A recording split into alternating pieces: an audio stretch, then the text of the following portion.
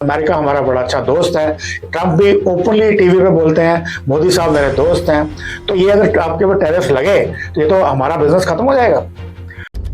नई खबर, नई दृष्टि, नई दिशा। रंगीन खबरों की परत दर परत खोलता है।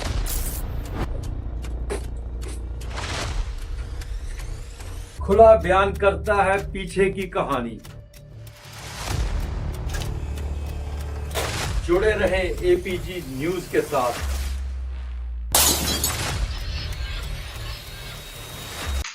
अमेरिका में ट्रंप के आने के बाद लग रहा था कि कुछ ना कुछ बहुत बड़ी तब्दीली आने वाली है, लेकिन यह नहीं लग रहा था कि आने वाले दिनों में यहाँ की मार्केट इतनी बुरी तरह से क्रैश हो जाएगी।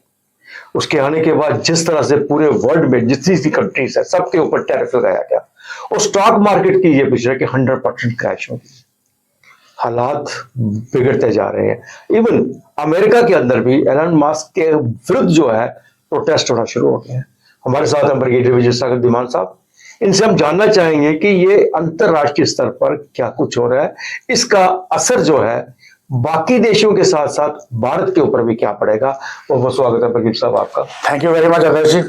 ब्रिगेडियर साहब, क्या असर पड़ेगा इसका? इस टैरिफ को लेके एक बहुत इस वक्त चर्चा हो रही है और इवन अमेरिकन भी ट्रंप के विरुद्ध बोल रहे हैं। देखिए, जहां तक ट्रंप का सवाल है, जब वो अपनी इस दूसरी टेन्योर में आए हैं तो इन्होंने आके नारा दिया मागा, मेक अमेरिका ग्रेट अगेन। अब क्योंकि ये बिजनेसमैन थे, पॉलिटिशियन तो है नहीं है, तो इनको बिजनेस सेंस ज्यादा थी, तो इन्होंने अपनी कैलकुलेशन के हिसाब से बोला है कि भाई हम पूरी दुनिया को $37 ट्रिलियन वर्थ ऑफ हर साल लोगों को देते हैं, जबकि उसके बदले में हमें कुछ नहीं मिलता। और उन्होंने आगे बड़े सारे चीजें बोलनी शुरू कर दी कि हम कनाडा को, मैक्सिको को अपनी स्टेट बना लेते हैं क्योंकि इनके ये हमारे ऊपर डिपेंडेंट है। ग्रीनलैंड की जो मिनरल है वो हम टेक ओवर कर लेते हैं। पनामा कैनाल जो हमने बनाई थी, आज चाइना का उसको कंट्रोलिंग एजेंसी चाइना की है, उसको ले लेते हैं। और साथ में बोला कि जो जितने भी टैरिफ्स हैं वो हम अपने दरियादिली नहीं दिखानी है दुनिया में किसी भी कंट्री को। तो उन्होंने लंबी लिस्ट बना ली और वो उन्होंने टीवी पे दिखाई दी हर कंट्री के आपको एवरेज टैरिफ्स क्या है जो चाइनीज गुड्स पे लगाते हैं। तो उन्होंने उसके हाफ करके बोला अब ये मैं रिवाइज करके लगाऊंगा, और उसमें काफी सारे हार्श भी थे।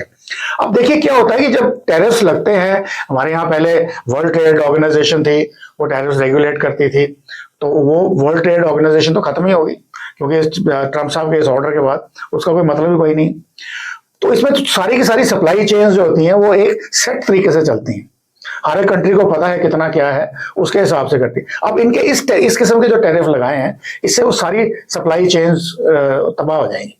प्लस नॉट इवन अमेरिका के ऊपर भी जब वो बाकी कंट्रीज भी काउंटर टैरिफ्स लगाएंगे अमेरिकन गुड्स के ऊपर, तो अमेरिकन गुड्स भी एक्सपेंसिव हो जाएंगे, इन्फ्लेशन बढ़ेगी। पर मुझे ये लगता है कि एलन मस्क जो दूसरे बहुत बड़े बिजनेसमैन है, कम से कम इकोनॉमिक्स के एडवाइजर तो ट्रंप साहब लेके चले ही होंगे। उसका एक छोटा सा उदाहरण मैं ये बोल सकता हूं, पता नहीं होगा कि नहीं होगा, परंतु आज तक पहले कई बार हुआ है कि ट्रंप साहब ने आगे बहुत जबरदस्त ऐलान किए हैं, परंतु बाद में फिर वो ठंडे पड़ जाते हैं। अब हो सकता है कि यहां पर भी जैसे आपके जयशंकर साहब की स्टेटमेंट आई थी कि सब उनसे लोग पूछना शुरू हो गए थे कि देखिए आप बोलते हैं अमेरिका हमारा बड़ा अच्छा दोस्त है, ट्रंप भी ओपनली टीवी पे बोलते हैं मोदी साहब मेरे दोस्त हैं, तो ये अगर आपके ऊपर टैरिफ लगे तो ये तो हमारा बिजनेस खत्म हो जाएगा। तो उन्होंने बोला ऐसी बात नहीं है, हमने ऑलरेडी प्रोएक्टिव होके आपस में उनके साथ नेगोशिएशन शुरू कर दी है कि वो हार्श टैरिफ्स हमारे ऊपर ना आए। तो उस किस्म की कोई ऐसी बात के 2 दिन के बाद या अभी 2 दिन बाद लग रहे हैं, अभी ये आज अनाउंस ही किए हैं, तो उसमें बताया जा रहा है कि हो सकता है कि ये बाकी आई थिंक 46 कंट्रीज है समथिंग, उनको फोर्स करेंगे भाई come and negotiate with us, rather than जो ब्लैंकेट लगाया है। ब्लैंकेट से सब जगह तबाही है। जैसे आज सुबह की markets all over the world without any exceptions सब जबरदस्त गिरी, इंडियन मार्केट भी टैंक कर गई है।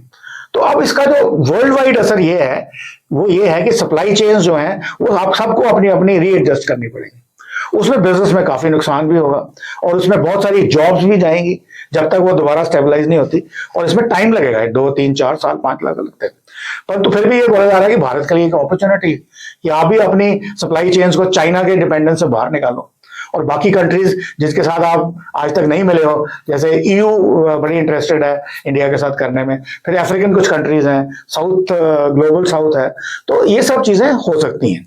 लेकिन इस बीच में तो चाइना पे जब उस पर टैरिफ बढ़ा, चाइना ने तो एक प्रोटेस्ट किया, उन्होंने कहा नहीं हम बिजनेस नहीं करेंगे जब उसमें। लेकिन भारत का प्रोटेस्ट करने के बाद भी आशा में है कि हमें अमेरिकन शायद टैरिफ कम कर दे। अगर वो टैरिफ नहीं कम करता तो क्या असर पड़ेगा भारत के व्यापार के ऊपर? देखिए, भारत के व्यापार में बड़ी इंटरेस्टिंग बात यह है कि हमारा जो एक्सपोर्ट है, एक्चुअली एक्सपोर्ट हिट होंगे अगर वो हमारे जो यहाँ कंट्री से जो इंपोर्ट करते हैं उस पर टैरिफ बढ़ाएंगे तो वो महंगे हो जाएंगे, कॉम्पिटिटिव नहीं रहेंगे, हो सकता है उनका लेवल गिर जाए। तो हमारा जो टोटल एक्सपोर्ट्स अमेरिका को है वो 400 के लगभग बिलियन डॉलर्स के आसपास है, जबकि हमारी इकोनॉमी है 4 ट्रिलियन डॉलर के आसपास।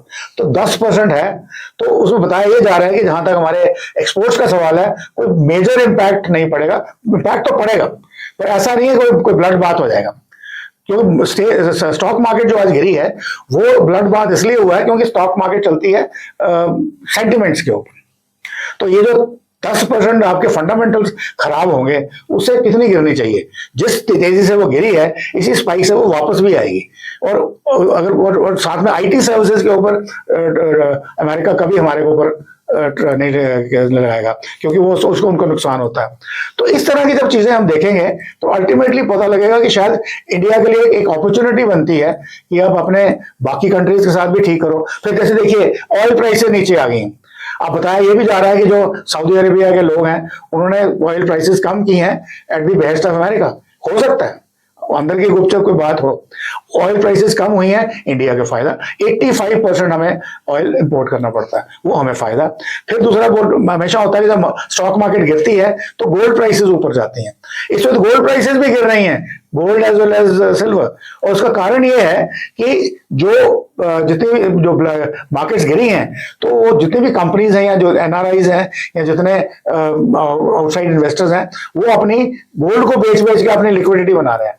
तो उसकी वजह से क्या है कि गोल्ड की प्राइसेस भी नीचे जा रही हैं, जो भी हमारे लिए एक अच्छी बात है। इस बीच में चाइना के साथ हमारा एक काफी व्यापार चलता रहा है, तो इस सारे का असर हमारे उस ट्रेड का चाइना के साथ भी कोई असर पड़ सकता है? चाइना की जिस हिसाब से मार्केट बहुत सस्ती मार्केट इंडिया में इस वक्त चल रही है इसकी, तो क्या इसमें भी फर्क पड़ेगा? देखिए, चाइना एक 100% होस्टाइल कंट्री है, नंबर 1।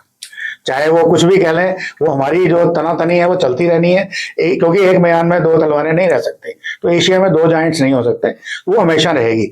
परंतु हमने ये देखा है कि डिस्पाइट बॉर्डर टॉक्स, अभी इंडिया चाइना का भी जो रिलेशंस है वो थॉ रहे हैं, उनकी भी जो टोन है बदल रही है, क्योंकि चाइना को भी पता है कि अगर अमेरिका के साथ गड़बड़ हुई है, जो हुई गई है, तो अब इंडिया भी एक हमारा एक पॉजिटिव यानी क्या कहते हैं ना हेल्पर है।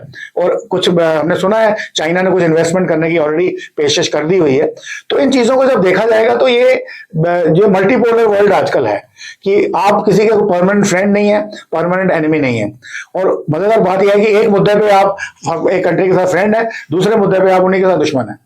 तो इस किस्म की जो कहानी चलनी है जियोपॉलिटिकल लेवल की, क्योंकि इंडो पैसिफिक में क्या हो रहा है, ईस्ट चाइना सी में क्या हो रहा है, यूक्रेन में क्या हो रहा है और वेस्ट एशिया में क्या हो रहा है, तो ये सारी जो चेस की बिसात बिछी हुई है, किसने अपने अपने मोहरे कहाँ चलने हैं। तो ये जो ट्रम्प साहब की ये चाल है, this is one of the Charles in that ground. अब वो बोल तो रहे हैं कि मेक अमेरिका ग्रेट अगेन, परंतु उनके अपने ही कंट्री में जो लोग हैं, क्योंकि उनको भी फिक्र है, वो कहते हैं बिटर मेडिसिन, तो लोग बिटर मेडिसिन लेने को तैयार नहीं है, तो उन्होंने नारा दे दिया मेक अमेरिका थिंक अगेन। और anti Elon Musk, anti Trump, all 50 state सब जगह मुशायरे हो रहे हैं। तो अब ये भी देखा जा रहा है कि इलॉन मस्क की कल स्टेटमेंट आई है कि देखिए ये सब कोऑर्डिनेटेड जो हो रही हैं जो डेमोन्स्ट्रेशंस हमारे against, who is funding them. तो कहीं ना कहीं से फंडिंग, चाहे वो रशिया से आए या चाइना से आए या कोई और कंट्रीज, इवन मैक्सिकन्स करे, कैनेडियंस करे, हु नोज।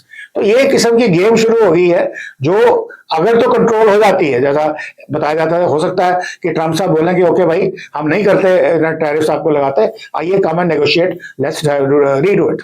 तो उसमें शायद थम जाएगा। पर अगर वो नहीं होता तो इससे श्योर रेसिपी फॉर डिजास्टर, और कहते हैं कि ये whole world will get into another recession cycle जो कई सालों से अभी तक देखी नहीं गई है। दरअसल इस वक्त पूरी दुनिया की निगाहें, जितने भी देश हैं, सबकी निगाहें अमेरिका की तरफ लगी हुई हैं, और आने वाले दिनों में पता चल जाएगा कि मार्केट पोजीशन क्या होगी। आपका बहुत बहुत धन्यवाद। थैंक यू वेरी मच, बहुत बहुत धन्यवाद। नमस्कार।